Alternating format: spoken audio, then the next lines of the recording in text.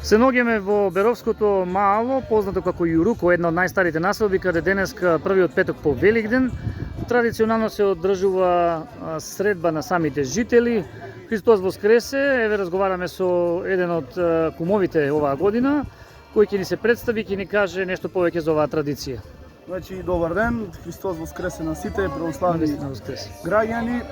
Јас сум Сашко Зоровски, овогодишниот кум на малската средба тука на Јуруко, познатата мала од Берово Јуруко и една од најстарите. На денешен ден, петок по Велиден, источен петок, познат на Балаклија, секоја година, веќе 14 години поред, ние организираме манџа и курбан за населението што е на Јуруко. Примаме и гости најнормално. Така. На денешниот ден покануваме гости за да се видиме со тие што са иселени, што си живеат тука, исто да се собереме цела мала. Имаме музика, има пиење, има забава, има игрорна група, после ќе дојде.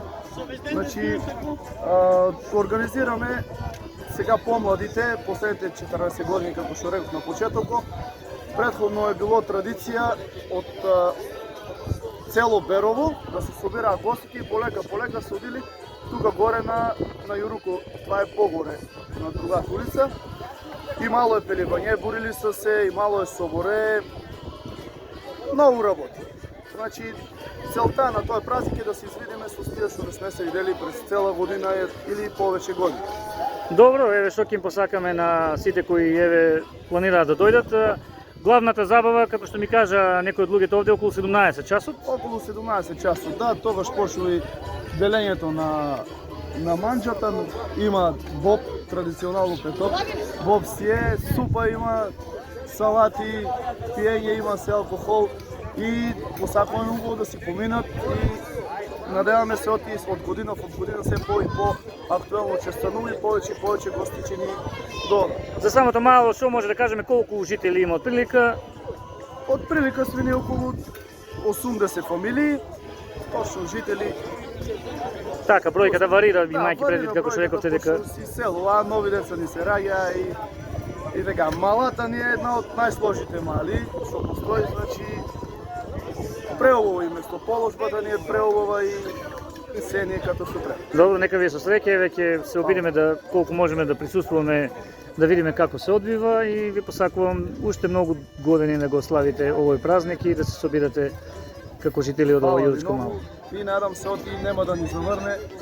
Това сека година не разминува, така да и таа година да не размине и така. Благодарам. Повелете кој сте расположени.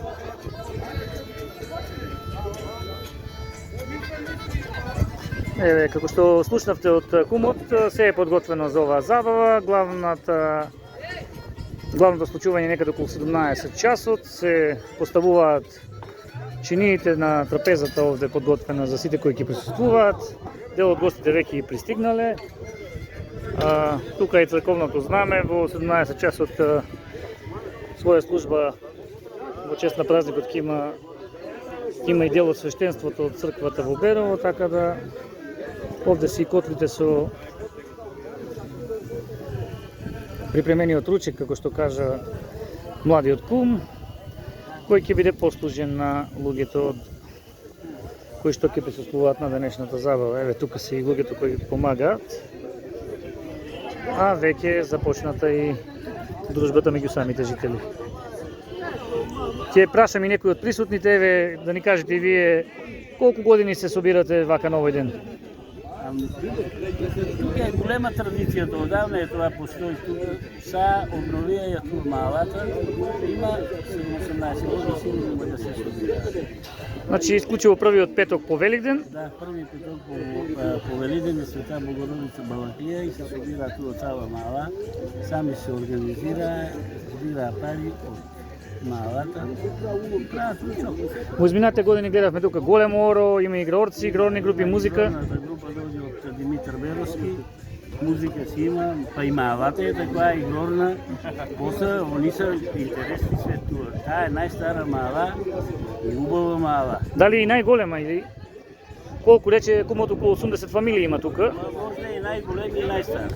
Най-стари. Много сложна мала. Много сложна.